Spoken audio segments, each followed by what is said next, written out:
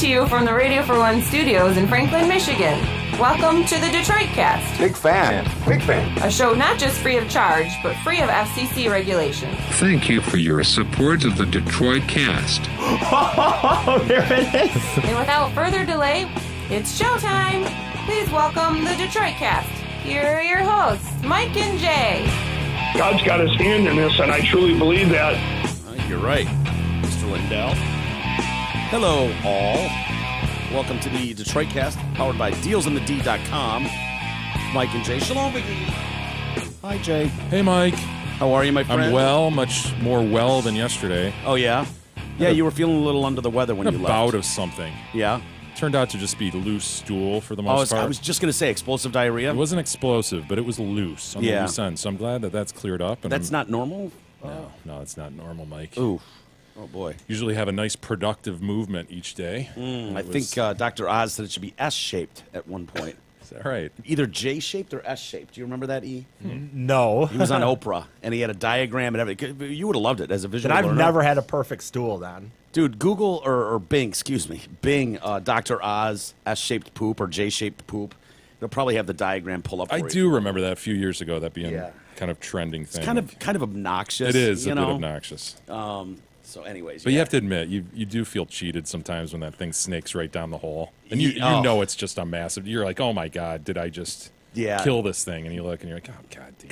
Have you had those where it's like Houdini and it's just gone? It goes down the hole and it's gone, and it's like it's just turtling out of the hole a little bit. No, I've had it where it's just like it went into the tunnel and into the locker room, and it's gone.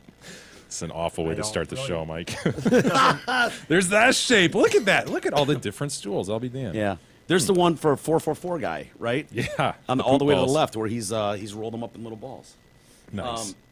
Anyway, we got a lot to get to today. I'm getting fired up, man. I'm starting to get fired up. We're putting final details in place for Mike Massey. Mike Massey. Yeah.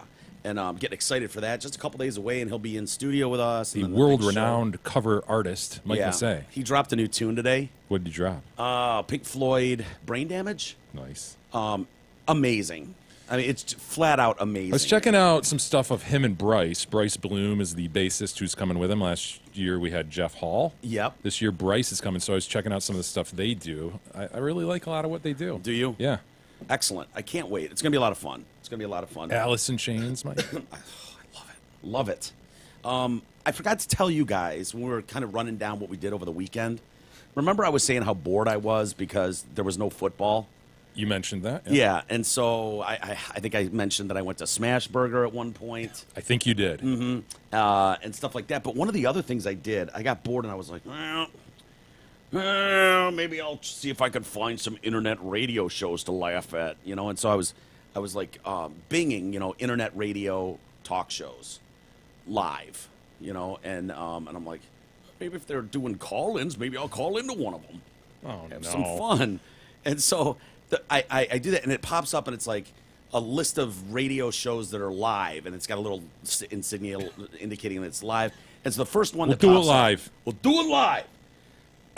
This is going to sound so stupid, but the first one that pops up is, what was her name? Pastor Bonnie Howell. Oh, sounds perfect for you. Yeah, and so it's obviously a religious show, and then there's also the prophet O'Shea Morgan, who's going to be on as well. And I'm like, this is right in my wheelhouse. So I pop it on, and it's got a number you can call into as they're live, and this woman is just, hallelujah, hallelujah, hallelujah, hallelujah, praise be to the Lord, Jesus, Jesus, Jesus, Jesus. Like, she's not saying anything. She's just spitting out, and then she would, like, say a sentence. Thank you, Jesus. But yeah, it would all go back. It was like, today's word is if, and if you believe, praise the Lord, Jesus, you can be saved, Jesus, Jesus, Jesus, Jesus. If was the word? Yeah, really? If. It was something out of 2 Corinthians 7:14, something about if. And then, and so I'm listening to this. I'm like, this is just hilarious. This is awful. It's hilarious. And so at one point, she's just going a mile a minute, just, and I'm like, oh, man, I'm not catching any of this stuff. So anyway, I call in, and it says I'm on it. Now, I'm in the studio. I'm in our studio here with headphones on, and I'm recording it because I've got my phone here playing the show. Yeah. And so I'm recording it onto a stick. Does that make sense? Yes. And so So I'm listening to this, and she's like, in fact, you texted me while you were on hold. I'm like, dude, it better be going through the board. You're like, duh. You think I'm going to do this in my living room and not record it? And so I don't even know what I'm going to do at this point if they put me on. And so anyway, she's like, we got to get to the Prophet O'Shea Morgan in a minute, but we're going to play a song first. And then she goes, I see you on hold 248. God bless you, 248. And I'm like, 248 is obviously me. And I'm like, yeah, that's me, 248. I'm here waiting. And so anyways, they come back, and she immediately goes to him. She, like, throws it to him. Now, here's the setup that I've figured out for this. This is Prophet O'Shea? Prophet O'Shea, yeah.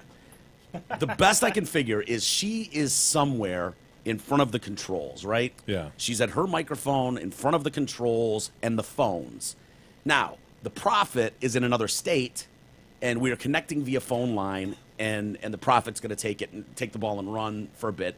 But he has no control over, you know, potting someone up, bringing a phone call up, anything like that, right? Sure. So anyway, she apparently at some point when he's going on and on and on, like engaged my phone line. Barely.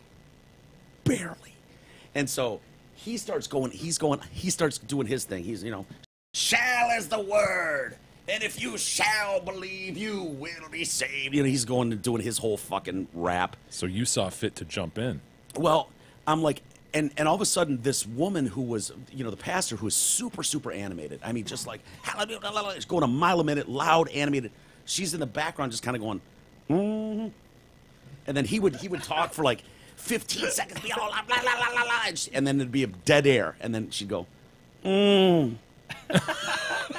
I'm like, is this bitch is falling asleep? No. She's falling asleep with the microphone. No. However, and so I'm sitting here and I'm like, Bonnie? and I don't, at this point, I have no idea that my mic is engaged. You're just trying to help Bonnie. I'm like, I think the first thing I said was, yep. And then all of a sudden, after like a 4-second delay, I hear myself, yep, like way in the background. Yeah. And so I realize, oh, I'm on an active line. And so it's hard because you'll hear me yell something like this because I'm on my microphone. So I'm like, I think Bonnie fell asleep, guys. And then you got to hit the gap right, because if he's rambling, you can barely hear me underneath. But when the gap is open, and then all of a sudden in the background, I think we lost Bonnie, guys. Dude, so that's the setup. And so how many people you reckon are listening? I have no idea. He's done these Millions. things. Millions, right? Two, 3. I hope my explanation there made sense. I think what she did was she was getting ready to go to a call, and then she starts fading. And she's just like, she's got enough. Happen. Oh, yeah. And so when there's enough dead air, she knows those people, it's amazing how they know just enough to just go, I'm like, yeah, I'm still here. Yeah. So, E, if you have it there, we can listen. I recorded this. And this is kind of how it went. You would ask me for water. And then I would give you something to drink, and you'll never thirst. Whoa! Talk about jizz. So then, when he says that, you say, well, where's the body? That's where I realized, oh, shit. You're talking about something good. Bonnie? The word is a very powerful word. Yes, it is. Yep. So what if are you on today? Yep. Bonnie's asleep, I think. Does if make you come to a decision if you believe? Bonnie's asleep, I think.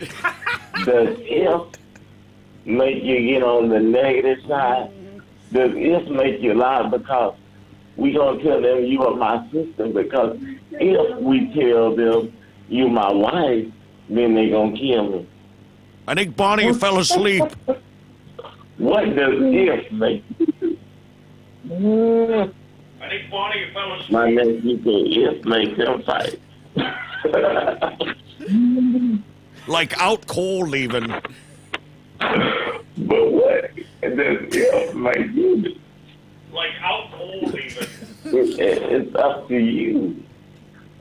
What is going to make you do? If Bonnie was awake, we could talk right now. But nonetheless, Pastor Howe, it is a decision word. If Bonnie was awake, we could talk right now. Make the decision on a 2-letter word. Wake what up, will Bonnie. Be possible for you? Bonnie, get up! The house is on fire. Will you stand? Will you fall? Will you lay? Wake up, Bonnie! Bonnie, get up! The house is on fire. What will it make you do?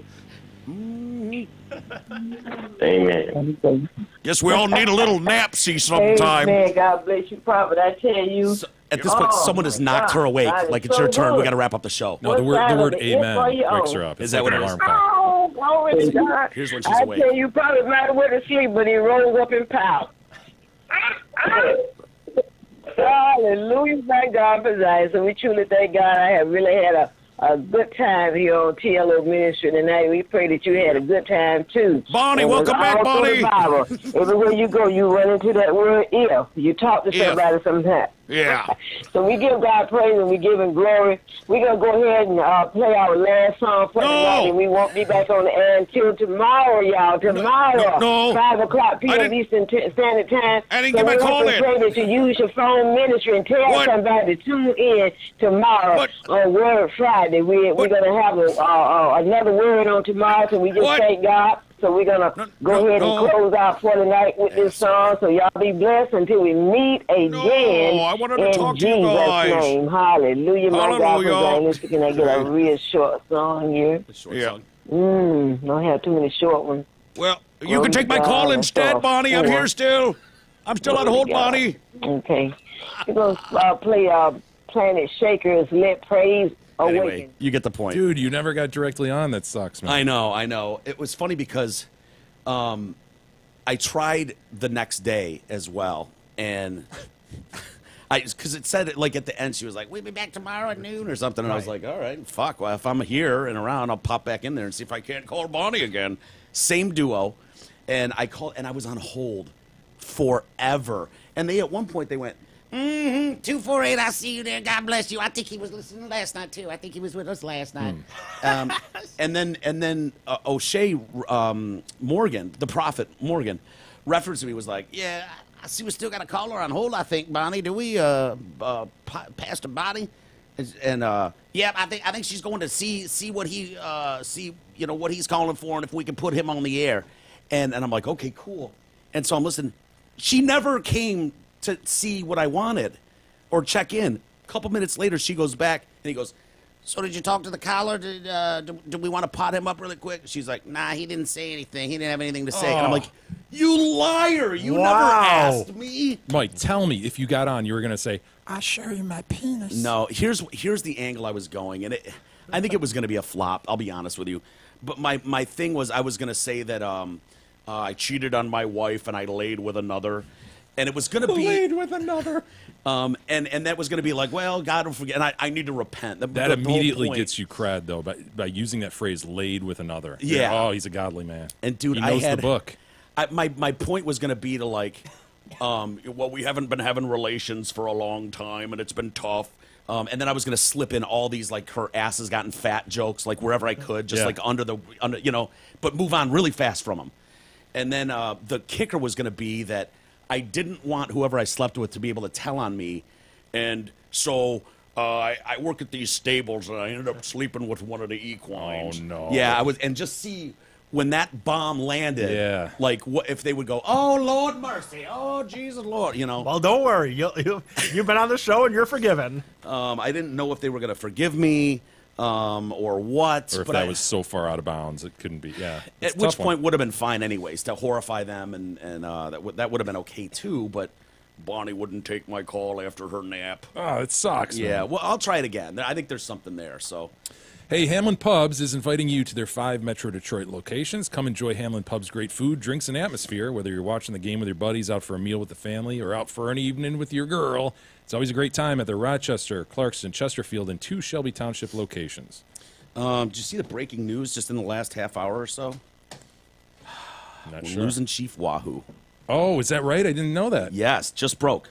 Okay. Chief Wahoo, that's the cartoonish Indian, Native American logo, for those that don't know, that the Cleveland Indians wear. Actually, they haven't worn it in a while. Didn't they just mainly go that Block C? Yeah, I think they were kind of years? interchanging it the last few years. I think they would sprinkle it Wahoo in occasionally, but not that much. Anyway, so the mascot is coming off the team's jersey sleeves and caps starting in 2019. So I don't know why they're like, no, he's not quite racist enough for the 18 season. So we'll keep Wahoo around for that. I guess there were lengthy discussions, and a lot of this goes back to the World Series too. When it was going to be like, shit, the Indians are in the World Series and the, biggest stage of our sport. We cannot have this. Front and center issue. Yeah, the Indians have sucked for so long. It was like, whatever. But putting them on that big of a stage drew the ire of some. And I think there was a lawsuit filed in Toronto, and they were trying to make it illegal to show that insignia or mention Chief Wahoo on the Canadian broadcasts. That was thrown out, but it was around that same. It was like earlier in the playoffs that was going on. So it was obviously ramping up the tensions there, and so there were lengthy discussions between the team owner Paul Dolan and commissioner of Major League Baseball Rob Manfred, and so they said they'll continue to wear the logo on its sleeves and caps in 2018. The club will still sell merchandise featuring the mascot in Ohio. The team must maintain a real... So here's the funniest thing about this. They want one last blast of merch, right? No. They're maintaining the rights to Chief Wahoo. And in order to maintain those rights, you have to have some sort of retail presence. Okay. And so that makes sense. Major League Baseball will not allow Wahoo to be sold like in Major League Baseball official stores. But around Ohio, you can still sell it. And I think in the stadium, you can still technically buy Chief Wahoo. It's kind of weird. But it's not the MLB, featured logo. Right. Accepted, yeah. But Major League Baseball and the Indians want to keep ownership of that trademark for some reason. And so, over the past year, we encouraged dialogue with the Indians organization about the club. Major League Baseball is committed to building a culture of diversity and inclusion throughout the game. Redskins are next, dude. I don't think it's gonna happen. Not as long as what's his name. Yeah, as long as Dan Snyder owns it, that ain't happening. So, Chief, over the past year, we encouraged dialogue with the Indians organization about the club's use of Wahoo, and during our constructive conversations, Paul made it clear that there are fans who have a long-standing attachment to the logo and its place in history with the team. Nonetheless, the club ultimately agreed with my position that the logo is no longer appropriate. Major League Baseball, and I appreciate Mr. Dolan's acknowledgement that removing it from the on-field uniform by the start of 2019 is the right course. So anyway, and they mentioned, of course, they're always going to mention the Redskins are under similar blah, blah, blah, but I just don't think you can move the Redskins logo. It's just too dope of a logo. I mean, I don't mean to sound like an unwoke bae, but dude, it is. You have to admit, the Redskins logo is badass. I honestly just said I've never liked it. I just love it. I love that red. That deep maroon red. I've always been a fan of that color, and it's a dope-ass logo. It really is. So I don't think, with knowing that, I don't think you can possibly remove it. I think. Yeah, do they know how much you think their logo is badass and dope? I don't know. Yeah, you better let them know. I don't know. I want them to know I'm still a woke bae, but I just for that thing, it's like, dude, it's just too cool to remove. There must have been some MLB deadline in terms of logo announcements, because did you see that the Old English D stuff's going on with the Tigers? Yeah, they're taking off. You know how they have a different Old English D on their uniform versus their cap? Yeah. Their cap is the one everybody likes, I think. Right. That D, I mean, it's just... Not even in question. Yeah, I've never liked the home jersey D. They are going cap logo to jersey now. Oh, they are? Yes, they're so it'll taking be both. off that different, odd-looking D. Yeah. And I think I read also that they're enlarging the size of the D on the caps, which, better be careful. Very careful. Yeah, that's walking I a think fine line. That home Tiger hat is the perfect. Dude, yeah. You don't even have to be a Tiger fan to you'll see people wearing that hat. It's so cool. You're right. I agree. Dude, I no, don't. Too big, man. That looks goofy. It looks like something you buy at a gas station. Correct. I was about to say that. It's like the Meyer version or something. Yeah. And then on the side they'd have a tiger. It's like, no, I don't like this it. isn't official. Nah, not real. Not the real one. Too big, too bulky, too weird. Why would you mess with that? That's an iconic logo. Crazy. They've had. It's funny if you Madness. look at it is madness. Yeah, look at I'm it. gobsmacked that they would make this decision. Absolutely gobsmacked. How it's developed over time. You mean? Yeah, well, they've got. I think it was in one of the Tigers retail stores at the stadium a couple of years ago, and they had a poster, a huge poster with 39 different variations of the Old English D. It's pretty sweet, man. I've actually been in the Tiger front office. I've done some Tiger work over the years. I Mike, know. and I wish we could tell people down about the some of that hallway. stuff. Yeah, some of the back stuff that they had, just the evolution of the Yeah. uniform and the D. It's pretty sweet. It's awesome. If I remember correctly, Wahoo, Chief Wahoo was one that always kind of bothered you. Like you were like, You know, it doesn't overtly bother me, but I get why there's the uproar. I think the Redskins are a lot worse than Chief Wahoo, but really? See, I thought Wahoo was because just the flat out big nose and the red face. It's and a the caricature of a dumb Indian, whatever. big buck tooth. Yeah.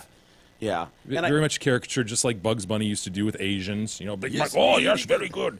I mean, nobody in their right minds would talk that way about Asians now. No, you just wouldn't do it. And so the Redskins name is more overtly bothersome to me. I just don't think you should have a name like that where you're just black skin, red skin, whatever it is. Yeah.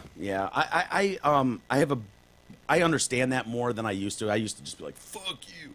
Because my whole thing was always the intent. Like what was the intent? Was the intent to be offensive?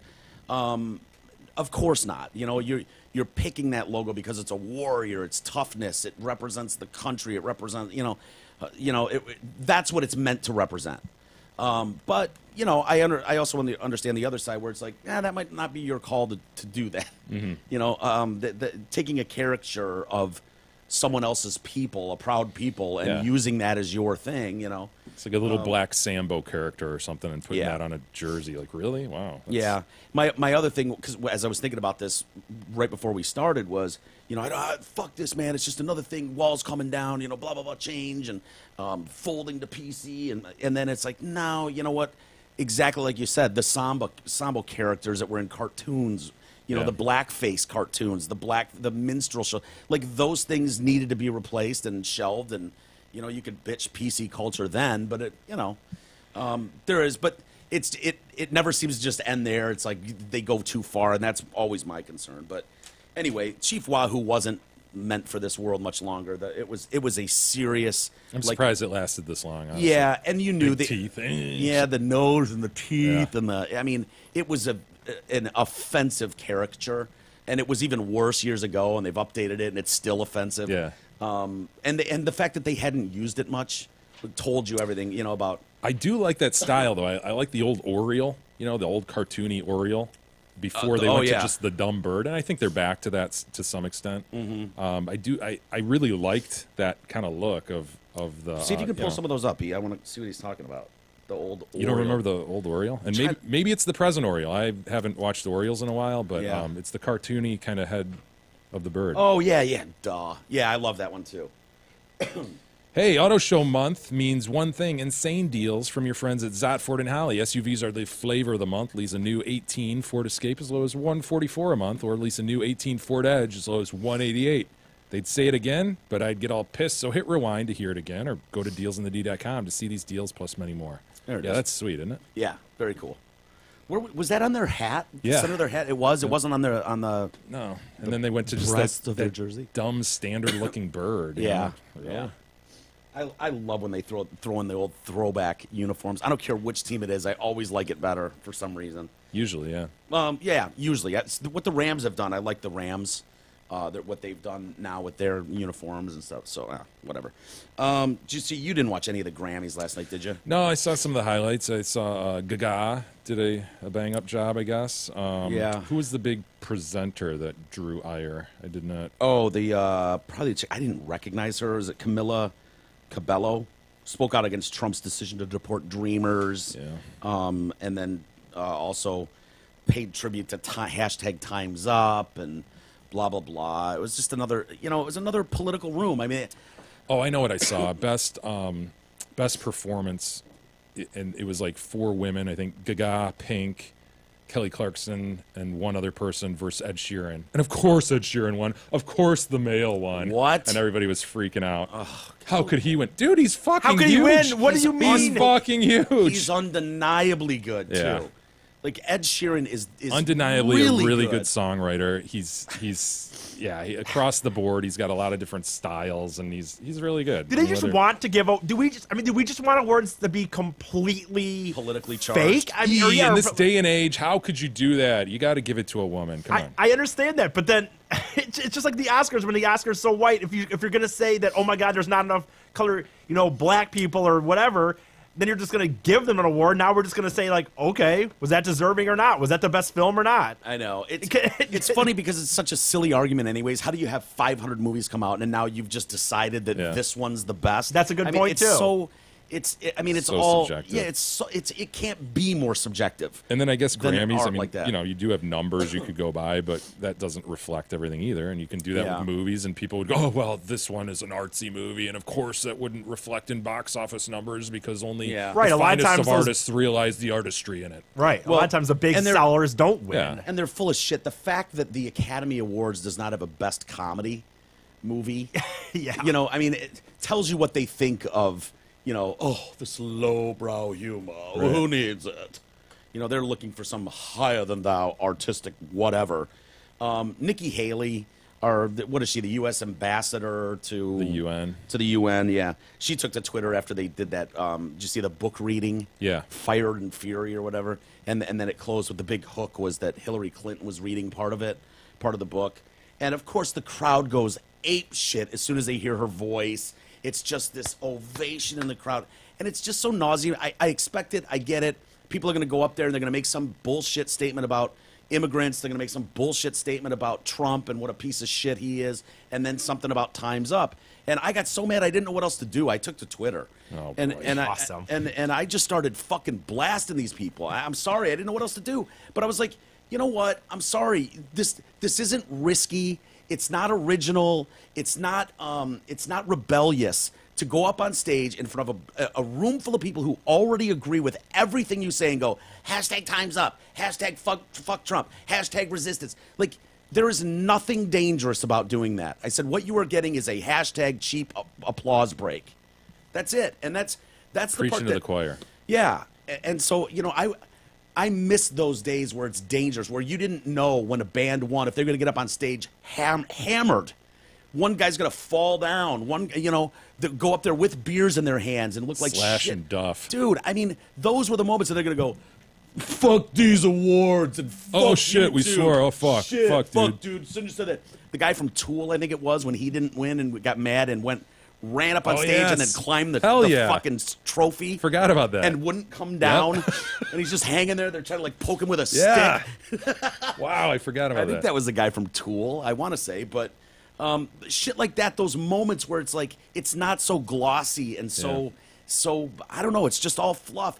And then I couldn't help it either. I had to send out another tweet that was like, "Dear at God, can you please send us a few kids who can strap on a Fender, throw on a Vox or an orange amp, some DW drums, and just go crush it on a stage." He did. Greta Van Fleet. I know, but I need more than Greta Van Fleet. You're right. Greta Van Fleet is great. I think they just sold out 3 nights in Detroit coming up. Yeah. No, we need a rock revival, Mike. I would agree with you. It's time, dude. Honestly, it is. The honestly. Time is prime, just as it was with hair metal and grunge. I was going to make the same argument, dude. You remember those moments where it went from like hippies, sunshine, whatever, and then Zeppelin comes in and those types of bands and fucking blows that thing up, and then you get to the all goes soft again.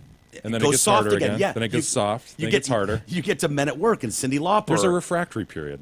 Men at Work, Cyndi Lauper, Duran Duran, and it's like, this is what you're seeing. Girls on film. 2 minutes later, girls on film. And then it's like, where's the British metal invasion? And then you get guys that don't give a shit, that are gutter rats, Motley Crue, Guns N' Roses, and you can laugh at them now if all you want, but they were dangerous, fucking reckless bands that stormed the scene and blew that thing up. And then it got obnoxiously it was a caricature of itself. Yeah. Until Pearl Jam, Nirvana, those guys came and smashed the doors open. It's time, Mike. And said, do you feel it? I feel it. Britney Spears, fuck off. NSYNC, fuck off. And now we're in this total candy bubblegum thing, and it's like, I'm just looking at my watch going, I don't have much time left on this planet. I need the next one. Where are they? They're coming. Where are you? Do kids even play anymore? No, dude, let me tell you this. Let me tell you this. This is not good news, but, I mean, for what you're talking about. Yeah. It's all hip-hop, man. It's all hip-hop. And I like some of that stuff. I really do. Of course, so do I. But I gotta tell you, like, my kids, man, zero rock. It's all R&B and hip-hop, and that's how their friends are, too. Of course. Zero that's rock. What's popular now. But you know what? When all you have is that, you're going to make do. All it takes is, you know, I would listen to... But I'm not talking about stuff that's available on the radio. They go dig and they find Yeah. the stuff that's deeper and more cutting edge, but it's all hip-hop. Yeah. Well, I didn't dig. I mean, we didn't have the internet, obviously, so digging wasn't really an option. I mean, unless you went to the record store every week and looked for imports, and you know, like it's a lot easier for a kid to go dig. But like, I would listen to really shitty Britney Fox. It's like, you know, oh, here's the new. I guess it's a new band, Britney Fox. It's like a knockoff, and even worse, if it's possible, version of Poison. Yeah. And you get that until you put it, and it's instant. It changes your life instantly when you hear fucking Nevermind for the first time, or you heard 10. I remember the exact spot I was when 10 came, when I heard it for the first time, and it was like, oh, okay, yeah, that stuff sucked bad. Oh, I get it now. That's really fucking bad. And it's why that entire genre disappeared for a decade after that. And so... Yeah, I think rock will come back, but I don't think it'll be as impactful as a difference as we just described because of the availability of so many different genres. And people still keep dug into their thing. But, okay, that's cool, new stuff. I'll dig into that a little bit. But it's just the ability to dabble now, which is overall really cool. Do you think we've seen the absolute end of the... fuck it, man. They're selling albums. Let them do whatever they want. Of the junkie, throw them on the road, obnoxious 10 groupies a night, rock star guy that's just a mess that you drag around the country. Like, have we seen the end of that whole thing? I mean, we may have. Would my wonder is would agents and managers and record labels put up with that shit now, or would they go, it's not worth it? This is a train wreck. We can't do this. Yeah, I don't know. I mean, I think if you talk to industry insiders, they'd tell you just how starkly different the whole thing is from 10 years ago, 5 years ago even. Yeah. Well, I get disturbed when I see it's like, hey, check out this new guitar. And it's like, this is the most amazing thing ever. And it's some guy, he's like playing a guitar, and then it's like, oh, and now it's a horn. And it's like all these different instruments, and it can sing for you, and it can play a bass line underneath you while you're playing. You're going far beyond the guitar. Oh, yeah. Oh, my goodness. Oh, this is a next normal level. string guitar. I think so. Oh, Mike. I thought maybe it was some guys were trying to do a Kickstarter or something to raise money to mass produce it. But it's like, oh no, kids, just go buy a fucking 6-string and sit in your room till your fingers bleed. A loaded 6-string on my back, playing for keeps. 'Cause I might not make it back, and I'm wanted, dead or alive. Just go in there and play it till your fingers bleed. That's what you need to do. Where's the next Eddie Van Halen? That's what we need. More information about the House panel. It looks like they're going to vote today, releasing that memo. Yes. Republicans want released. You A want that long released, anticipated right? memo. Well, it's been so trumped up. It's certainly piqued my interest with a Q. I would agree with that. They say it reveals what role the unverified Russian dossier played in the application for the surveillance warrant. Reading between the lines, it sounds like it played everything. The whole role. They used the dossier that they produced in order to get the FISA warrants, in order to wiretap, etc. So the White House seems to be in favor of it. I think Trump has made clear that he would not stop its release. He's the one that will have to sign off on its release eventually to declassify it. But FBI Director Christopher Wray went to the Capitol yesterday to view the 4-page memo. He was asked to point out inaccuracies or other issues with the wording, and said he would need his people to take a closer look at it. And then you got Trey Gowdy, who helped write the 4-page memo, said obviously he wants it made public.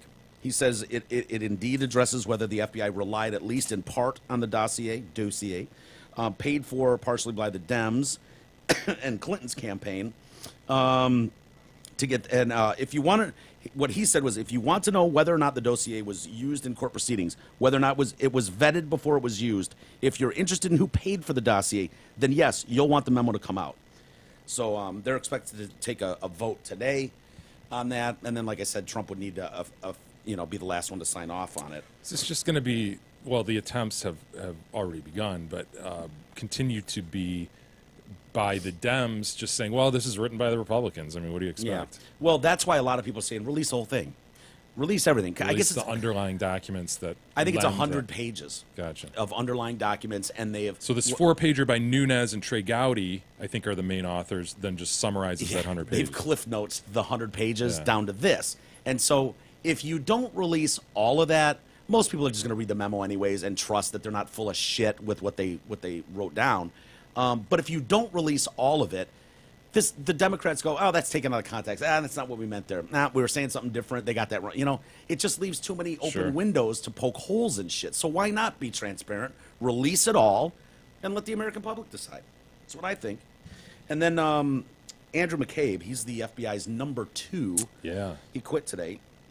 I was like, or he stepped down today. And they said he's taking a terminal leave until March. And I was like, what the fuck is a terminal leave? You know what a terminal leave is, gentlemen? I'm going to quit. But not until shit vests. But I'm going to stay here till March, and so I can get my full retirement benefits. There you go.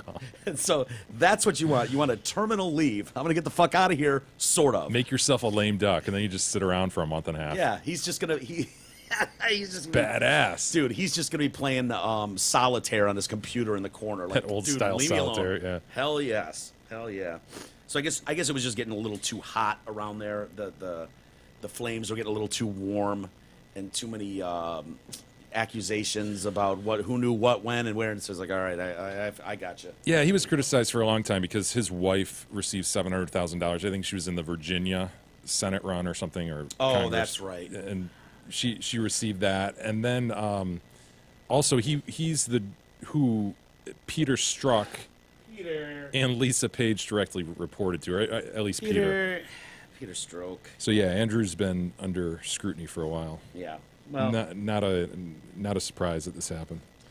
did you see Piers Morgan had Trump on his show No. Sunday? Some big anticipated. It was his first interview. He was the first one to get an interview with Trump over there. And yeah, they flashed up a picture of Trump's mom, and people are going, Yeah. ape shit about her hair. You've never seen her? I don't think I have. I thought we have. pulled up his whole family at one point. Oh yeah, you might be looking at right. his dad and his brothers and all that. Yeah. Viewers were fascinated by his drinking habits. I thought this was so stupid. Did you see this? Like there was a I thought he had no drinking habits. No, drinking water. Like, you know how when they do an interview like that, they'll have a box of tissues, perhaps, or a glass of water. Sure. Perhaps a mug with the show's name on it. Yeah. Well, they've got, Trump sitting face-to-face with Piers Morgan, and they've got one of those, just a white glass with water, and then it's got a white cap on the top of it that you see in every fancy hotel you've ever been to. You go to a fancy hotel, they put that little fucking white cap. Sure. See if you can find the picture. You'll recognize it immediately. But people are like, look at that weirdo germaphobe putting cap. And I'm like, really? Okay, this is what we're going to pick on now? Do you think Trump went out of his way to ask for that? Really? Clearly, that's not what happened. I want one of those little paper things. I need it. Big Lee, where is it? It's got to set right on top. Yeah, if you can't find it, don't worry about it.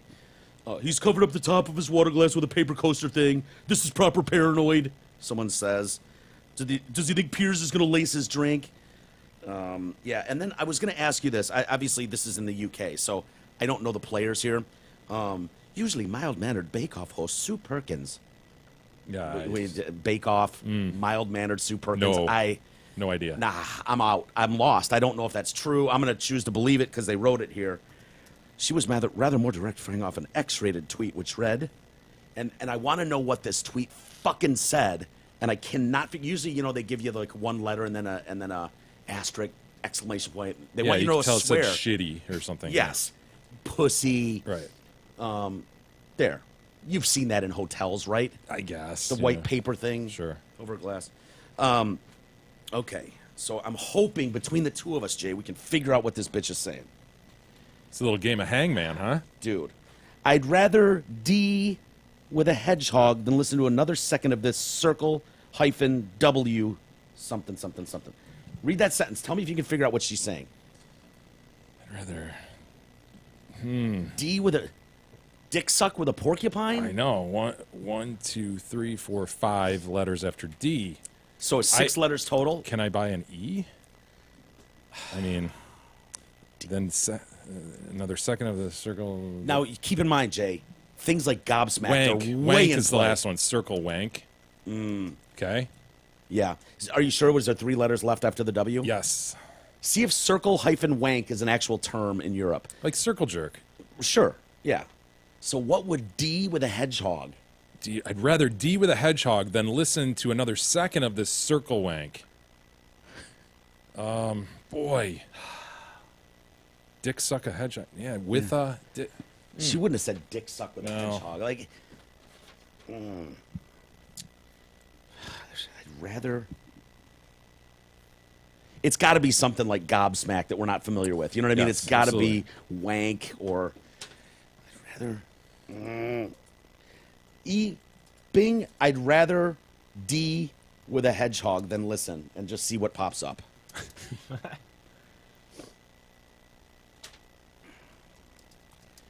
Take your time.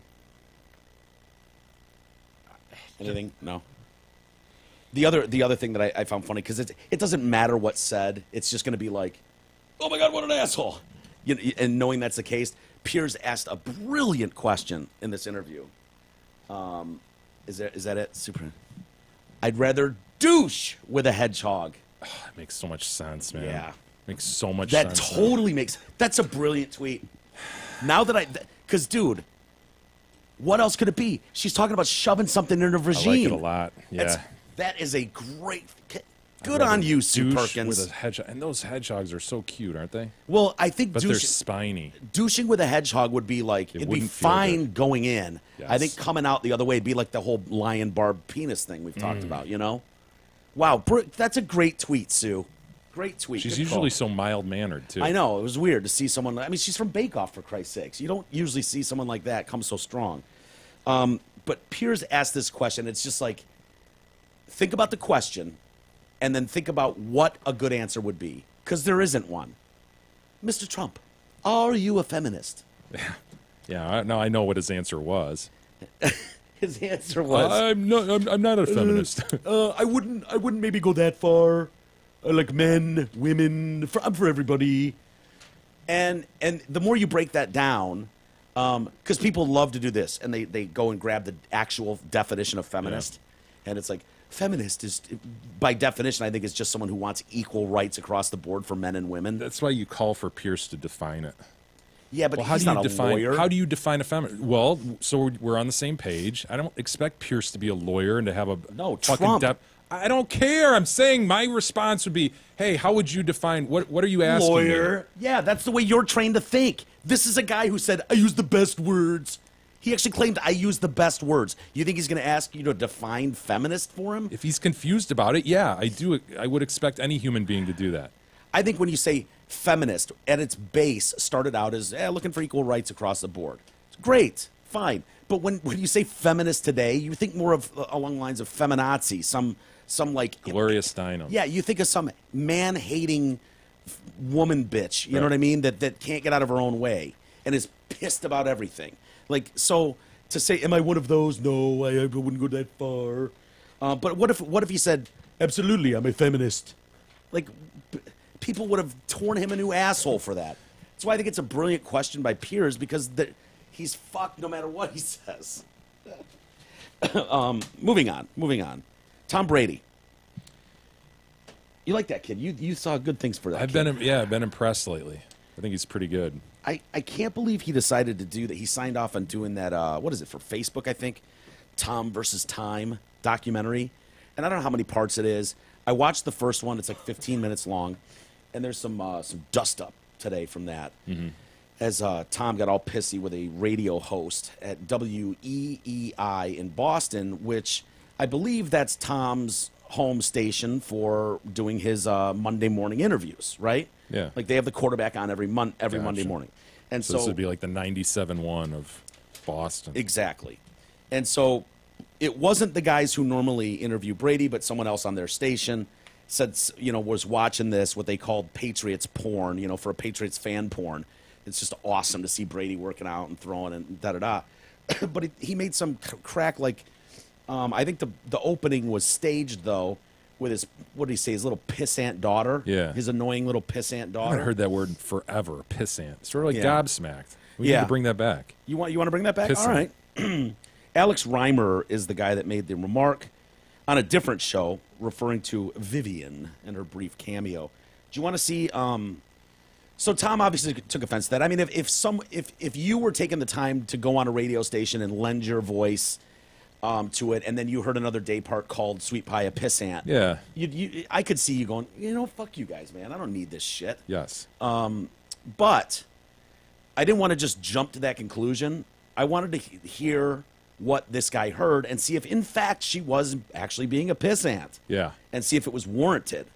Would you'd be able to tell? Well, if there was I think a 5-year-old pissant is a contemptible individual. I mean, that's pretty extreme, right? See, are you going to ask for the definition, the technical definition again? Because if I call someone a cocksucker, it doesn't necessarily mean that they're blowing a dick right now. You know what I mean? Yeah. Like well, I call E a cocksucker all the time, and he's very rarely sucking out a dick when I say it to him. This is the definition: an insignificant or contemptible person or thing. Dude, that seems quite different to me. An insignificant or contemptible person or thing. You're either insignificant or you're contemptible. Yeah. They're two very different things. See, I think of a little pissant as like Worthless, a contemptible. chicken hawk almost. Comes up and he wants to fight. And you're like, get out of here, little pissant. Yeah. You know what I mean? Like, you annoying little fly, beat it. Let's look up contemptible. Okay. I bet it says pissant. Contemptible. Deserving contempt. Despicable. See, why is insignificant equal to despicable? Pissant is a weird word if that's the definition. Yeah. Okay. It's defined, like Webster's defines pissant. Yeah. Is it hyphenated? Or is it No, one? it's one word. Really? P-I-S-S-A-N-T. Wow. So it has nothing to do with urine or ants. No. Wow. Oh, I'm shocked. I'm gobsmacked at that. I did not know that. I didn't know that. Interesting. So do you want to see if she's actually being contemptible Or insignificant? or Sure. insignificant? E. All right, here's the audio. It's like the opening scene of Tom versus Time, the documentary. Daddy! Let me look at my schedule. He's on the phone. Daddy, I'm going to soccer! All right, babe. Love you. Daddy! What? Going to I'm soccer. going to watch. Huh? With Evelyn? We need to have a sleepover. What are you willing to do and what are you... Isn't that the bullshit though people want, like an insider shit, right? Mm-hmm. If you want to like know if you're that obsessed with Tom Brady enough to watch this, Yeah. Time with Tom and shit, don't you want like his real Tom life versus Time. Come on. Whatever, dude. And most yes. people keep, and I would expect him to be one of them, frankly, keep their kids completely I know. out Dude, of this. I was shocked to see this. It was like, of all people, for 18 years, this guy has been off the radar with everything, and now all of a sudden it's like, throw a camera on your kids? All right. It's weird. Huh. Odd. But I'm not saying you don't love seeing that. It doesn't mean you still can't have an opinion about what you saw.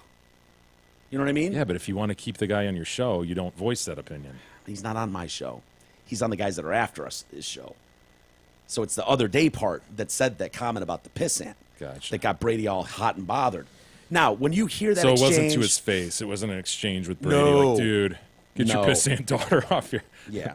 Yeah, just somebody on the station. He Gotcha. said, so this guy's like, it was basically Patriots porn, which is right. If you're a big fan of the Patriots, you would love every single second of this. Look at his dining room. Holy shit. Yeah. There's all his rings. There he is pulling them out of his safe. Whoa, he opens his booklets and he's got like his notes from 2016, getting ready for the Super Bowl week out, and I'm taking notes in my meetings. And Belichick, when he says something, I jot it down.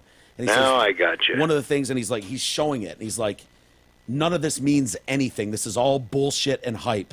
You stay focused on the game. Best team wins. Ones who work the hardest win. And so it's like, it's a really cool insight into like what goes on in their meetings. Seeing Brady work out with just shoulder pads, and like as he's dropping back to throw, he's got guys coming up with like boxing gloves, just pounding his stomach. Every time he throws the ball, some guy will come in and blast him in the shoulder. It's just cool to see these like behind the scenes, like what an NFL quarterback at that level goes through to stay in it this long. You know what I mean? It seems to me the purpose of this thing is to give those glimpses behind the scenes. So to be surprised or troubled by the fact that there's a kid in it yelling to her dad, I don't know. Seems a bit much, but I don't know. Okay, let me start here. Would you describe her behavior as a pissant? Would you? It's not your kid. Did she seem insignificant or contemptible to me? I think you're putting way too much into the actual definition. I think that's like going, oh, what a baby, what a brat, what a brat, what a cunt. No, I think she was acting like a typical little 4-year-old or whatever she is. Yeah. So if you're capable of compartmentalizing, don't think of sweet pie. Get tiny girl out of your head. She's just a tiny girl. It's not your tiny girl. A sweet pie. No. Okay. Not your little nut brown. Little nut brown. It's not so she's Tom Brady's little chick. Is a random kid. You're on the phone. You're seeing her father on the phone. She's on the steps going, Daddy, we're gonna go to soccer. We're gonna have a sleepover. Now, it's not tiny girl. You don't know her. You never met her. Yeah. You're just looking at this scene. Is it safe to go, I thought that first scene was staged, and a little pissant daughter screaming. It was staged? That was this thing? Yeah, he says, I thought the first scene was so staged where Brady's in his kitchen, his kid is being an annoying little pissant. I thought you were going to ask me, is it appropriate for a kid to yell while you're on the phone? I know they're going to do that. My response is going to be, it's a typical 4-year-old. Hopefully you're training them not to realize that you're on the phone and they should be quiet. Yeah. But, dude, you're probably on the phone all the time. Yeah. So your kid is trying to get your attention. Sure. So I don't know, whatever, dude. I mean, the guy, sure. So Brady says... kind of a bold statement by a guy who knows Brady's on his channel. Yeah. That's my feeling. I've tried to come on this show for many years. Kind of gross. Weird way to open his statement, you know. And showed you guys a lot of respect. I've always tried and come on and do a good job for you guys. It's very disappointing when you hear the comments about my daughter. Certainly my daughter or any child certainly don't deserve that. Don't deserve that. Come on, Tom. I really don't have much to say this morning. Maybe I'll speak with you guys some other time. And basically dumped out of the interview. And I'm just like, oh, how would you like to be the guy that lost Brady on your channel the week of the Super Bowl? The local channel. Talk about a pissant. Whew. And so I think he's been suspended. He's like in Minnesota for the Super Bowl. Yep, going to cover my team. And they're like, send him home on a plane. Fool. Yeah. I don't know. Guys on sports talks, that's what they do. I mean, you got to be careful. I would never do that with a guy that was on my station that's doing that, even though he's paid. He would be paid to be on there. But, yeah, that's the big dust-up, I mean, for now anyways. Do you want to read one? Hey, use our affiliate links, everybody, DetroitCast.com. You'll see links to Amazon and Groupon. Many shop on those sites, and we have partnered with both through their affiliate program. So find great deals through both Amazon and Groupon, but please enter both those sites through the links that we've provided. Again, you can find those portals to Amazon and Groupon on our homepage, DetroitCast.com. Did you see this lawsuit filed against Brett Favre? Yeah, I saw the headline of it. $16 million or something. Yeah, some app or something. Yeah, social media thing. He's I guess it's a failed launch of a new sports-related social media startup. He's being sued by a capital management firm for $16 million for fraudulently misrepresenting the company's prospects. Favre joined the board of directors for this startup, Score, S-Q-O-R. It's like score a touchdown, but S-Q-O-R. Wow. Catchy. In 2013, he later became co-owner of the company, but the platform failed to take off. Now the Calais Capital Management group based in Louisiana claims it was convinced by negligent and fraudulent misrepresentations to invest in the company. Score said it expected to raise up to $25 million through a round of equity capital, but Calais claims that was a lie and that Score owners additionally provided a growth chart that misrepresented the company's projected income for 2018 is like $44 million. They claimed Score also claimed they had over 325 million fans and users and a reach of 350 million. Really? Have you guys ever heard of Score? I've never even heard of it. No idea until I saw this headline. Dude, that's every person in America. And that their user growth was greater than that of Twitter and LinkedIn. Huh. Which Calais claims is material misrepresentation. Well, why would you believe that? Wouldn't you look into that a little bit? Just taking Brett Favre's word for that? He's a compelling pitch man, Mike. Have you seen his Wrangler commercials? Oh, I have. I'm wearing Wranglers to this day because of his compelling pitchery. Why wouldn't you? Score claimed that they're working on getting sports teams like the Lakers, the Bulls, NFL players, blah, blah, blah. They also claim they work with athletes like Conor McGregor, Rob Gronkowski, Odell Beckham, Allen Iverson. Iverson. But those guys apparently were not actually using Score. If obviously we're getting one half of a litigation thing, so who knows? But yes, you cannot knowingly misrepresent things and defraud people. Yeah, that's true. I always question. Well, it's funny because I think of these guys. Here's a guy who's made tens, if not $100 million playing a sport until he's 38 years old, 39 years old, and then he retires, and now he's got a screaming brat in the kitchen. He's daddy, daddy, daddy. A pissant, if you will. Yeah, his fucking annoying wife is driving him nuts. He used to have his, like, from the moment he woke up till he went to bed, every second of the day was planned for him. He had handlers. He knew where to be. He was that important. And it's like now everything stops, and you're just at home watching Sports Center. Occasionally the phone rings. Maybe you go toss the rock out back, and it's like these guys they're all competitive. They all want to do something. And the amount of guys that are like, man, I'm going to start a restaurant now. Yeah, I was going to say, how many failed sports bars has he gone through? Some do it well, really well, and some, boy, they never find their way. But it doesn't take a genius. I mean, anyone will take your money. I mean, if you got a venture idea, well, hell yes, we can do that. Yes, of course. Yes. Got $10 million of capital just sitting in your bank account that you want to move right now? Done. We can open next week. We can open Favre's restaurant next week. Favre's and Grill. It's open next week. But dude, like running a restaurant is so fucking hard. Most of them fail within the first year. Very few survive after a few years. And it's like the amount of work, the tireless effort. It's like, yeah, I'm just going to open a chain of those things. And then you see these guys are just busted broke. Who was it? Was it not Roger Clemens? Who's the other one that had the blood on his sock in the World Series? Schilling. He's broke. Yeah. Someone was like, we should start a video game. Well, yes, we should. Why don't we use all my money to do it? And it's like, Kurt, you're blood on the sock guy. You're a Hall of Famer. What are you doing? You don't make video games. I don't know what they're supposed to do, but, it's like, it'll be a shame if Brett Favre, after abusing your body for 20 years like that, is like busted broke. That's his downfall. Yeah, and it's like, oh, man, I was going to start a new Twitter. It's like, dude, everybody's going to start the new Twitter, Brett. It doesn't work like that. But I don't know, what do you tell them to do? A lot of them open car washes. Get some really, really good sound advisors. Yeah. Unless you happen to have naturally a really strong entrepreneurial drive and knowledge. Unless you're Magic Johnson, get who are some you good talking people about? around you. Or you're fucked. I mean, you're destined to just blow through that. I know, but it sucks when you think about it. It's like, oh, man, that's like, what are you going to do? You're 37. You're not done with life. What are you going to go sell insurance? I think you'd be really, really careful and use that money and just invest it wisely and put it in the right... You're saying beach. No, I'm saying put it into businesses or ventures that you like and enjoy and think would be fun and make money, but make sure they're making money, man.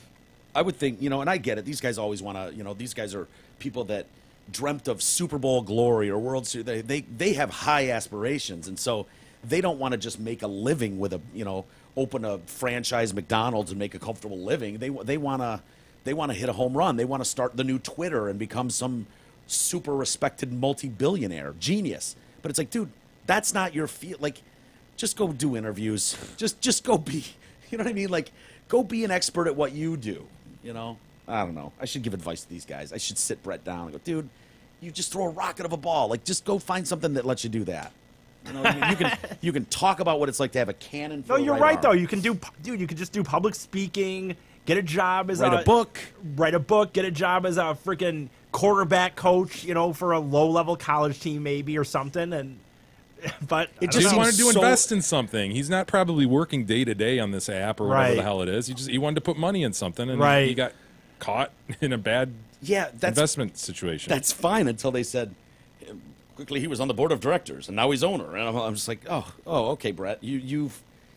I mean, it just seems like that's, I don't know, to each his own, but I can't explain it. I don't know Brett at all. Yeah. Wish I did. He seems like a fine man. Seems like a nice guy. A little risky at times. A little reckless, some would say.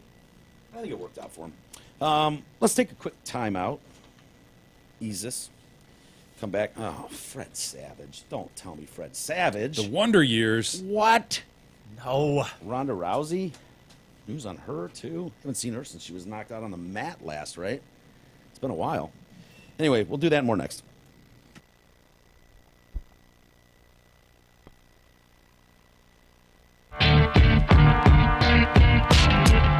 The Detroit Cast continues after this short break.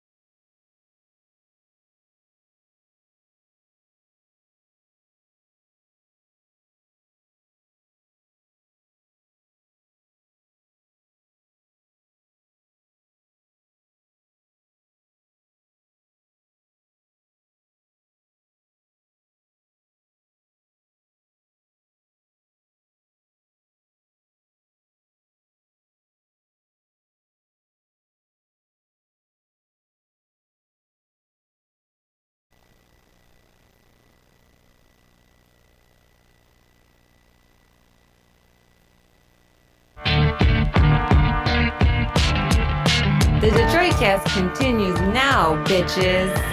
Here's Mike and Jay. All right, welcome back to the Detroitcast, powered by DealsInTheD.com. I mentioned Ronda Rousey, so we went into the break there. Man, she was the shit for a while, wasn't she? She was doing like movies. Remember that? She was considered unbeatable. Perhaps the greatest athlete on the planet at the time. Yeah, was it Holm? The girl, what was her name? I don't remember, but she got beat Holly down. Holm. Got beat down, and it was done.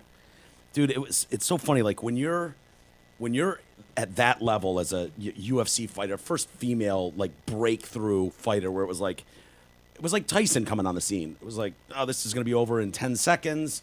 No one can touch her, will touch her.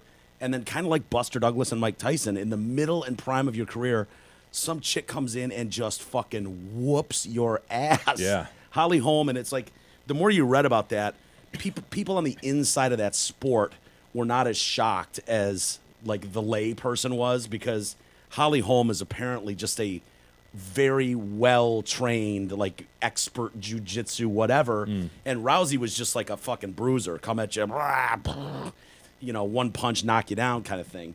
And so the technicality of a Holly Holm took her down. But dude, when that happened, it was like you saw that woman's spirit leave her. Yeah. Like, remember, she didn't talk. She like went underground for a year. It's like she had a black eye and was like, oh man, I got my butt kicked. I'm done.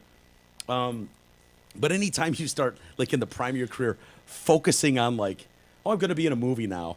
Oh, I'm going to do this, and I'm going to go, and it's like... You lose the eye of the tiger. Oh, we saw it happen to Rocky Balboa. Dude, did we ever? The Italian Stallion. That's a great example of that, isn't it? Oh, yeah. Yeah. I mean, you need the focus. You need to go up to the cabin in the mountains in the snow and throw a fucking tree trunk on your back and run up a hill. You know what I mean? Listen to Survivor songs. That's what you need to do. That's called the eye of the tiger, folks. And so anyway, she fought one more time and lost again. Yeah, I remember that too, actually. Yeah, and then it's like, yeah, I've had enough getting my ass kicked, I suppose. And so she signed a deal, I guess, with WWE. What do you think, Isis? I don't think she'd be stupid not to do it. She'll be a superstar in the WWE, dude, because she has the background. She has a name that people already know who she is. And so people like her. She has enough personality. I think so. I think it'd be stupid for her not to do this at this point. Well, she made some statement that I thought was kind of odd, because honestly, she's made appearances in she's been at WrestleMania. She was at WrestleMania, I think, 2 years ago. Yeah, just like as a guest, guest spot or something. Yeah.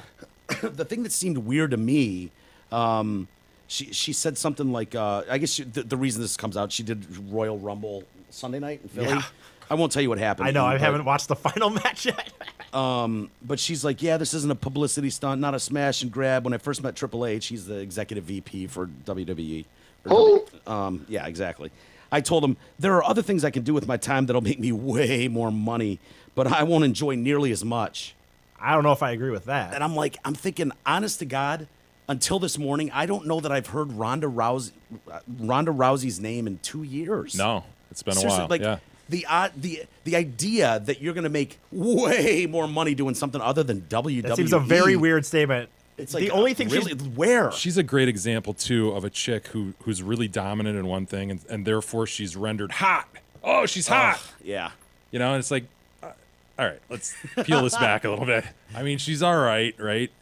If we're honest with ourselves, she was attractive, but she's been told she's hot so many times that, oh my God, Ronda Rousey's hot. Ronda Rousey's hot. She's going to be in movies. She's been on TV shows and shit. So is she just thinking like she has some future in this is going to various sound like media? I'm going to sound like an asshole. You think here. She's gross?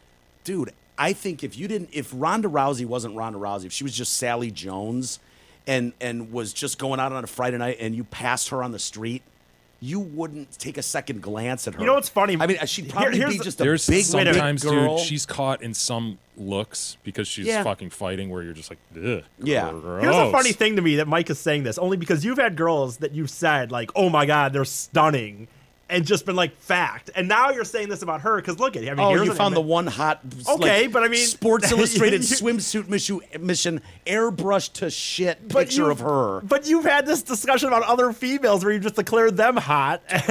Well, I think if you saw Ronda Rousey on the street, she's big. She's a big girl with strong, muscular. I don't think you would look at her and be like, yeah.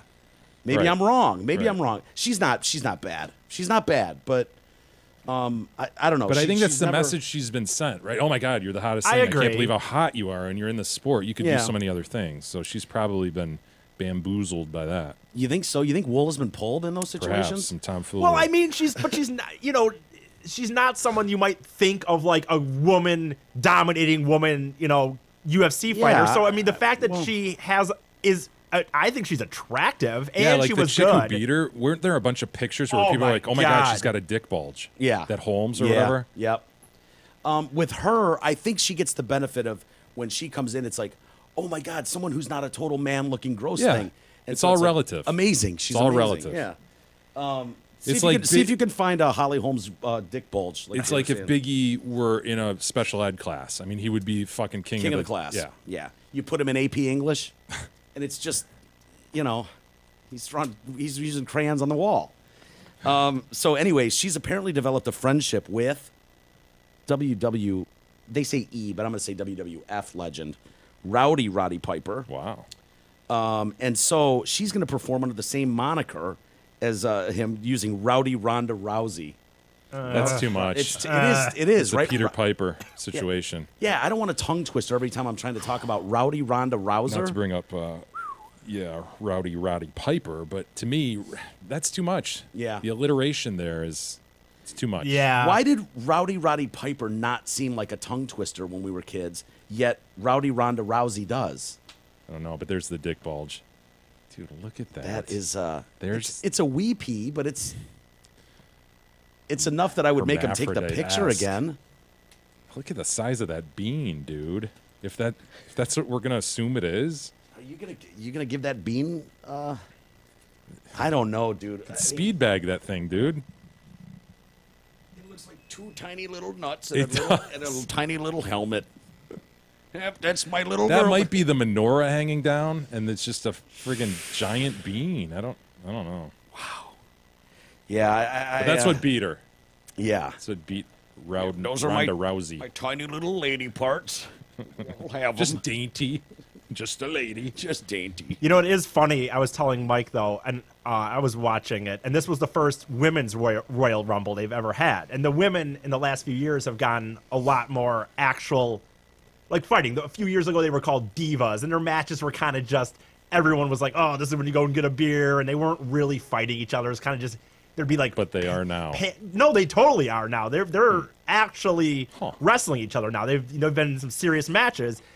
But I told him, like, they had the Royal Rumble last night, and they had the guys before the girls. The female was the closer last night. And it was funny, like, listening to the announcers, because they're towing this line of, like, you're trying to be, like, that they're awesome, and they're trying to give them a lot of props, but also by not saying, like, wow, they're doing really good for a girl. You know what I mean? And I know they're trying... It's just this weird line, because just, half an hour ago, we saw big motherfuckers tearing each other up. And this It's is like going from an entertaining. NBA game, calling that to a WNBA. Yeah, Kinda, and actually getting like rock hard excited, and your voice going up an octave when someone does a sweet layup. Right, and the women are... Oh my God, she laid it up! Oh my God, she's going in. Laid it up and in! Layup. Wow! And That went through the hoop! And honestly... Do you believe in miracles? It's very entertaining. In fact, if anything, at times, I think it could be more entertaining, because sometimes these beefy guys can't even really move. Their big thing is just that they're big and strong, and they pick someone up. Yeah. Where women Now can we're getting really... into wrestling conversation. Okay, well, anyway... I'll leave it at this, though, dude. Andre the Giant, there's a sweet documentary Yes. coming up in April, right? Yes, there is. That Yeah. should be good. I want to see that. I like him. But it was just kind of funny, though, because, again, they're, like, trying to walk this line of, like, man, she is, like, wow, is she athletic? And it's like, not for a girl, right? Or just, right? It's time to celebrate huge savings during the auto show sales event at Zod M59 Chrysler Jeep. With payments this low and Etard's big raise, even he can afford a sweet Jeep. Lease a new loaded 18 Jeep Compass as low as $222 a month. This Compass has it all, including Apple CarPlay, heated leather seats, and heated steering wheel. See details and their massive inventory at dealsinthed.com. Were you a Wonder Years fan? Did you like No, that show? you know what? I'm familiar enough. I know Marilyn Manson was Paul, and I know the little guy, Fred Savage, was the main character. I remember Winnie, his girlfriend. Yeah. So I kind of know what it was about. I like that. It was kind of like based in the '60s, kind of hippie counterculture.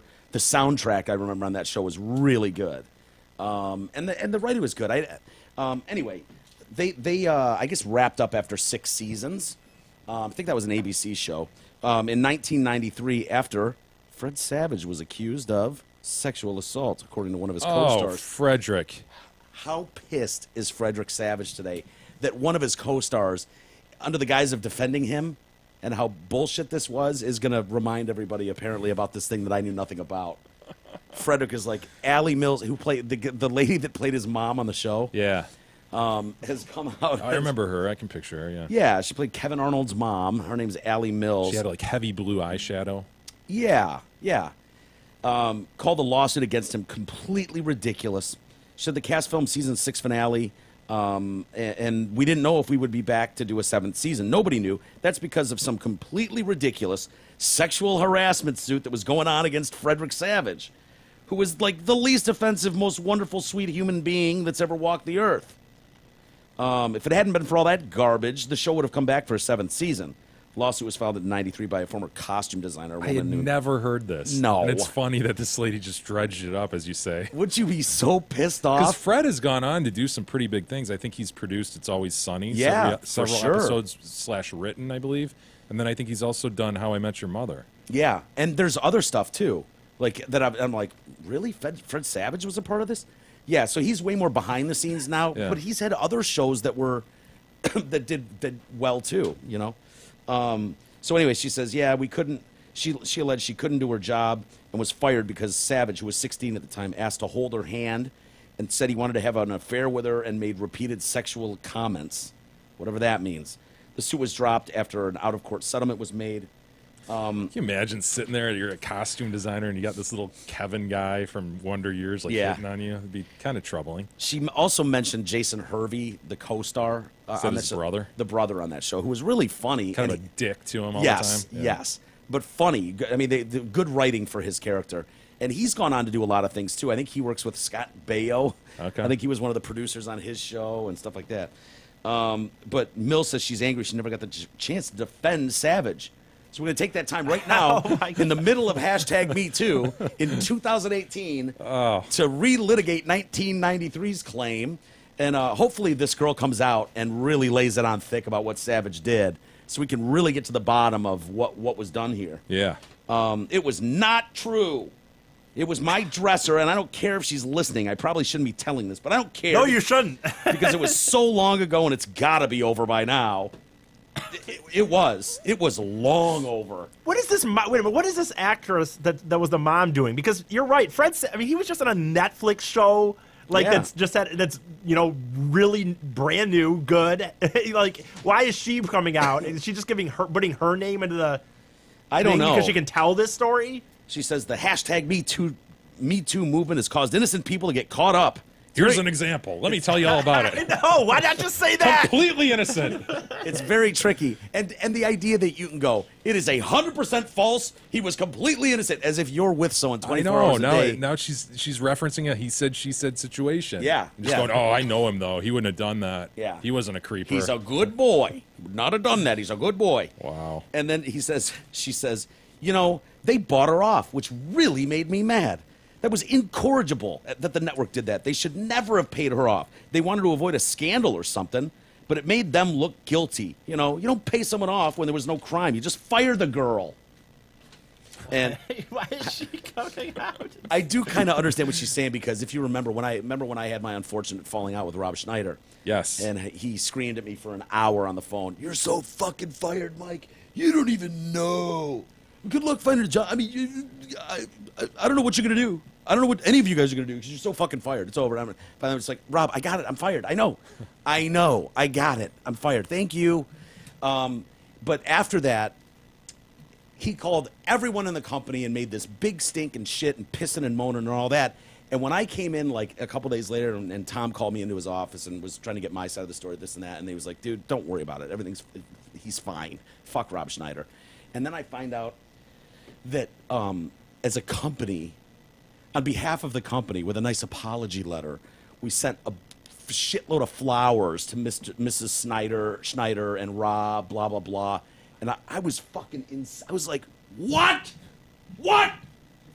Fuck him. No, why would you send him flowers? He's a maniac. So I feel for her. Yeah. So you don't pay them off. What, you bought her off? Fuck her. I would not have sent him shit. I had forgotten about the Rob Schneider situation. Oh, yeah. Dude, I'm telling you, he's in enough small projects that we're going to cross paths here on the podcast at some point. We'll have to address that with him. Do you think that's just scorched earth policy that he has with a bunch of people? Like, will he remember you think? It's funny you like say if you were because you can look it up. He has things with other people, right? Like that one in Orlando or something. Yeah, I was so fucking pissed off at that situation that I started scouring. I was doing my best investigative work to find any mention of him taking issue with the people he didn't agree with, critics and whatever. And I found numerous reports of like, yeah, this guy's an insane fucking maniac. And like taking out billboards in cities where this critic is that he doesn't agree with, shitting on the critic. Oh, wow. Taking out newspaper ads, calling management of your boss to, you didn't write him a good review, storming out of radio stations. How dare someone not think The Animal was good enough? I know, right? And there were some other radio stations, but I found numerous reports that were really buried. I mean, years ago and stuff where it was like, okay, this guy really has an anger issue with confrontation on some level. It's really weird. If he's challenged in any way, he freaks out. I mean, because you know how I am, Jay. I'm the most non-confrontational person there is. So to have this guy like for an hour, like screaming and everyone's fight, it was like, dude, who the fuck are you? I don't work for you. It's too bad you don't have that all on tape. Oh, I know. I remember, dude. I can picture where I was. I was in my old house in Berkeley, and I remember just like where that dining table was, like in the middle, and there's hardwood floors. I just remember walking around that fucking, like, for an hour, just walking in circles around my table. It's like, no, I know, Rob. Yeah, no, I know. I know. No, dude, I know. Well, I got a pack then. I didn't know I was fired. Fuck, all right. Okay, yeah. Talking to Rob Schneider. Must have been surreal, Mike. I didn't give him my phone number either. He has his ways. Front desk lady gave him my cell number. It's like, I can't deal with this maniac. He's been blowing up the fucking board all day. I just gave him your number. Thanks. Anyway, should we get to some email?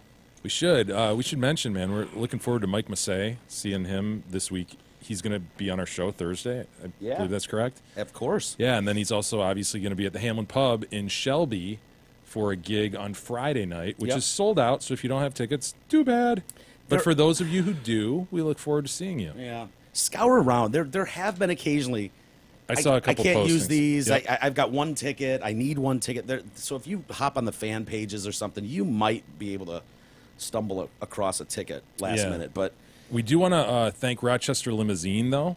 Transportation for Mike Massey and Bryce Bloom is provided by the fine folks at Rochester Limousine, and we greatly appreciate them supporting look at this this son event. of a bitch going in style. Limos now? I know. He's limos. Good shit. Yeah, he's an internationally renowned cover artist. I know. Dude, he's a YouTube sensation. He was playing in Europe. He was at some wasn't he had a whole Australian thing? He had some king's castle in France for a wedding or some shit, and he's got a lot of European trips on the horizon too. That dude's all over the place. Yeah, it's amazing when you don't need much to break through to that crowd like comics do that. Like, wow, who the hell would want to see me in Sweden? And then it's like, dude, just go there. You'd be shocked at how many people know your stuff from the net. And these comics go over there, and it's like, holy shit, there's a whole market here for me. Yeah. Musicians, too. So he's finally popped through that side, and I bet he can just blow up over there. Yeah, he did a bunch of private stuff, I think, like events, weddings, and so forth with big people, and word gets around. But obviously the YouTube thing gets around pretty well, too. And his crowdfunding for his son's medical issues, I think, gave a big breakthrough in the Netherlands, I think it was. I asked him about that green logo sticker that he has on one of his main guitars. Yeah. And that's like the equivalent of GoFundMe here in the U.S. It's some Danish or something like that. And it blew up and caught fire over there. Maybe it's Denmark, maybe it's Netherlands. I don't remember, but it's a company from over there, and they really, really supported him and his son. So he was. Oh, that's cool. That's really cool. Very thankful for that. We do have email, Mike. What do we got? Some reaction to MSU. Oh, you know who else he's friends with? Sorry, I didn't mean to cut you off. Because he's in Denver now, not in Utah anymore. And I think the owner of the Broncos. Is that right? Or that family is the Bolin family. I thought they were like. I know he's done shows outside when they've had playoff games. I asked him about that. He's like, yeah, the owner really likes me and asked me to play. And I'm like, what? Dude, I thought you were get going John to Elway it's on, getting Mike? some rarefied air out say you were there. going to say you knew Kitterman. Shit. Oh, dude, can you imagine? We'll have to ask him. That's our big contact out in Denver. Yeah, aside from Mike Massey. And Matt Russell. Got Kitterman. Matt Russell, Kitterman, and Massey. Speaking of Matt's, Matt writes in, great take on our beloved university in 987, Michigan State, of course. You articulately spoke. Isn't it ironic? Is he talking about me or you? That I couldn't say articulately? Yeah. That's some irony right there. Articulately. That's a tough one. You articulately spoke the way I feel on the subject. At the end of the day, quote unquote, it is the place I grew up and built relationships and ultimately became an adult. The hard work and dollar equity we spent in those halls will always be part of us, transcending an athletic field, although I helped put together the modules for the current grass football field while I was there. Well. So I guess I have some equity in that too. Well. Was that needed in that email? I know. That's Did you just see a little Izzo? kind of fumbling with questions last night? Dude. Yeah, they were out in Maryland, beat Maryland, and then post-game questions were lodged at him Were they by coming the pretty outside, hard and heavy, kind of? by the outside the lines people. Yeah, it was a And female reporter, and He just didn't seem prepared, or I'm sorry, Jay, it is utterly shocking to me that you wouldn't have some sort of emergency meeting going, guys, if there's any chance of surviving this, here's what we say. Well, especially at this Here's point. what we don't say. We have no comment until we're gonna release something at the end of the week. He seems- but just have something, because he looked like a deer in headlights, he man. seems very shaken. Whereas D'Antonio got out in front of it on Friday and Yeah. and really forcefully said, "I didn't do anything wrong. Stand by it, and I'm not stepping down." Whereas Yeah. Izzo's kind of like doing a dance. Yeah, I know what to do because frankly, maybe he just doesn't have an answer as to why Travis Walton, Adrian Payne, and Keith Appling remained with that program. Yeah. What are you going to say? If the truth is awful and it's just like, I didn't think people gave a shit. I don't know. What do you want me to say? Yeah. Like, if that's the truth, and it probably is. Like, Didn't think people gave a shit. and that's a really terrible way to say it. But the point being, I didn't think it was that big a deal. I didn't think it was. Dude, you I, can't say that. Of course not. But exactly my point. What are you going to say? You're going to look like a deer in headlights. If the truth is, I didn't think people would bring it up again, to be honest with you, and they're a big part of our squad. This has gone on at every university in the country for 100 years, and no one seems to care, and now all of a sudden you care. So, I don't know. I don't really have a good answer. That's how you end up going, And he kept saying the same thing, like, I participated in every inquiry. I was fully supportive in every inquiry I was asked to be in. And it's like, he just didn't come off right. I just don't know that he can survive this. AA9 writes in. It's like anonymous, you know? Do you get it? AA9? Oh, yeah, I do. This is for Big E. You guys were talking about how a seniors complex would be perfect for him. It totally would. We have an elderly friend that we look after. He's in an independent living apartment. It's everything that Eric needs.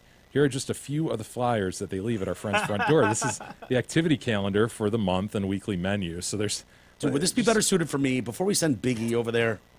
Because I think maybe both of you guys, man. Yeah, well, here's the thing. I'm not suited for it right now. Mike might be suited for it I think now. I am, dude. You're ready. I'm That's ready. the I thing. still like being outside and going to, Yeah. You out guys, there. I'm going to Day go trips. Day trips and stuff. Mike, Hold on. I'm going to fully go on record right now, and I'm dead fucking serious. If I could snap my fingers and get rid of all the shit I have, still do the show, but and boom, I live now here. This is my life now. I would. Yeah, I I believe would. you. Just listen to this because Okay, she has what do we got? some more details at the back. What do we got? These are just a small sample of activities and trips they do. They have pajama day. They even go to the I'm Salvation wearing, Army. I'm having E. pajama day right now. I know. They go to the Salvation Army, too. Note the time Awesome. for the happy hour one. That cracks me up. All right, so we have Okay. pajama day. Wear your favorite pajamas throughout the day. Thursday, January 18th. Awesome. Oh, we just missed that one. Shopping trip to Meyer. Oh, that's Wednesday, January 31st. Hell Okay, yeah. That's, I'm that's skipping this that. Wednesday. They're No, not but gonna that's a make me good- go. Please no. sign up at the front desk. But Mike, that's a good day because look, they're going to drive you there. There's going to be a bus that takes you. I You'll know, but Hazel and Gretel are going to take fucking forever to check out. I'm going to be tethered to What do you gotta 18 other do? old people. I don't know. No. Listen I'm to this, out on dude. that one. Please join us for happy hour with background music. Awesome. Thursday, February 1st, 2018, campus room, 3 to 4 p.m. Awesome. What is that, campus room? The campus room, yeah, it's some gathering room. And then Thursday, What does February happy hour 1st entail? They don't Dude, say. Hold on. February 1st is a big day for them, man. 10 a.m., you can go to the Salvation Army. Awesome. And then at 3 to 4, you get friggin' happy hour. What is happy hour though? 3 to 4. It's And- literally and it an says Happy hour. hour. Join us for free wine, beer, punch, and Oh! appetizers. Oh, Yeah, this is where I need to be. And, of course, there's always a couple of issue and or assholes. See below. Important resident notice. This notice is just a friendly reminder that resident walkers are to be parked in the campus room or in the bistro during both the 4:30 and 6 o'clock dinner seatings.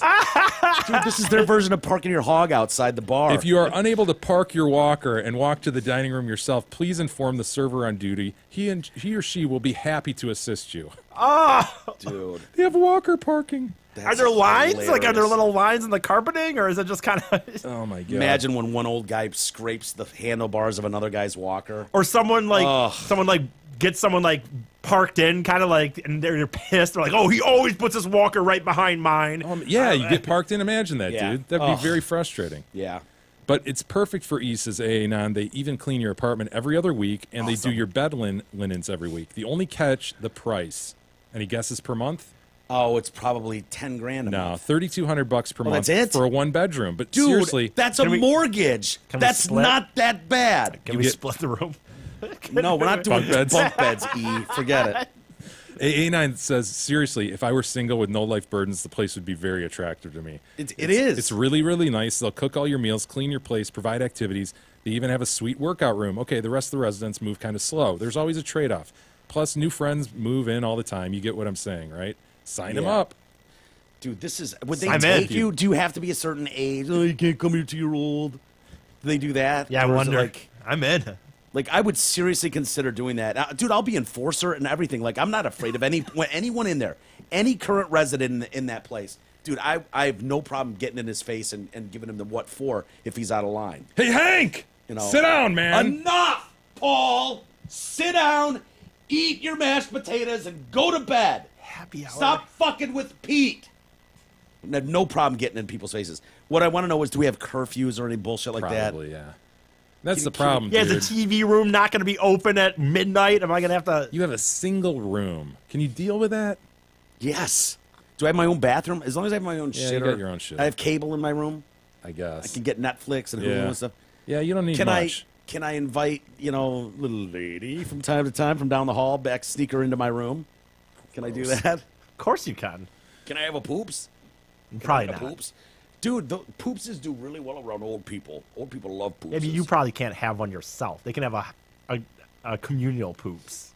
Different Matt writes in, on today's podcast, when you were talking about MSU and D'Antonio's actions in particular, you stated that you don't know if he was reporting the incidents to the proper authorities or not. Here's the investigation that Jones Day conducted, that's a law firm, last year after the early 2017 sexual assaults that led to the dismissal of 4 players from the team. I find it comforting a bit to see that D'Antonio and the team did an exemplary job following the established guidelines for these types of incidents. I do feel that D'Antonio has done things the right way on his end. If the administration or police fail to do their job, it's not on him. Take a look at the report. It's a quick read. And I think you, too, will feel a little pride in how these incidents were handled. By the way, I, too, am an MSU alumnus, spring 99, and I am withholding complete judgment on Izzo and D'Antonio until and after the MSP/AG investigation is complete. Obviously, I hope they find that they did things right. If not, they broke laws or hindered any investigations. They need to go. Go green, Matt. I'm all for reserving judgment on those guys, and I'm not saying that 90% of the time that what they did was right on. I think it's such a red-hot topic that you better be very right about what you're saying if you're going to survive something like this. It's not easy to do. It's just not. And when you hear stuff like, hey, it's great, D'Antonio, this rape of 3 guys in one incident and 1 guy in another incident, they're immediately kicked out of the team and they're thrown out of school. It's like, great. And then the press Those were conference, good players too, FYI. I know not they like were. they were just walk-on dudes. These were big-time good players. But then in the press conference about it, and it's like, how have you handled this stuff in the past? And he's like, well, we've never had anything like that in the past. I mean, this is the first time, and this is how we handled it. And it's like, dude, there's documentation that this has happened in the past. What are you talking about? And so that makes critics easy to point to. He's being dishonest. He's not being truthful. Yep. And maybe it was a mistake, slip of the lip. I forgot about that, but it doesn't look good. Or I was answering like specifically as to this. Yeah. There were other issues, but they were handled down a different silo of You mean things. the last time 3 of my players raped a girl? That's never happened before. This is the first time. Dude, the one I heard one of these reporters on with Jamie and Stoney this morning, one of the outside the line people, and they were asking her about the girl who whose journal they got after she committed suicide. Oh, This yeah. is like so, oh my God, are you kidding me? This Yeah. girl commits suicide. They look through the journal, and really Mom troubling did. her was the fact that she said in her journal that 4 football players gang raped her. Yeah. And Did she name them in the journal? I'm not sure. Yeah. But the point, and they were talking about, well, can really, nobody's going to be prosecuted because of that, because that's hearsay. You can't really admit that, and so forth. But her thing was like, shouldn't that be a flag to D'Antonio and the staff that, if this shit's going on, this sort of banter between players about, yeah, man, how many chicks did the 4 of you get last weekend? Because the 4 of us got this, and it's like this notch on their belt kind of thing. Like, isn't that enough to go to the team and go, guys, this is a serious issue. We've got to treat people different than this. You can't do this. You're wading yourself right into trouble. And she's like, they probably do. They probably do have those meetings with those kids, but they're kids.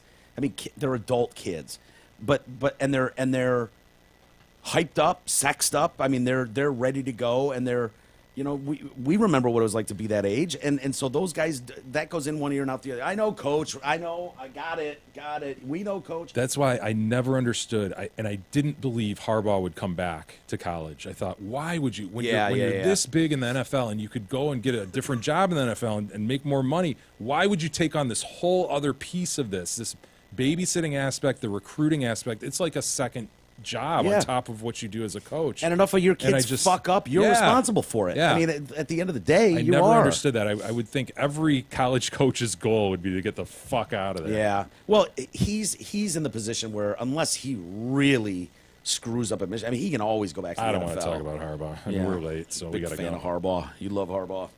All right, yeah. Let's get out of here then. And keep the emails coming. Email at DetroitCast.com. And, a couple more days till Marseille, so we're looking forward to that. Thanks, everybody, for hanging with us today. We'll do it again tomorrow. We'll see you then.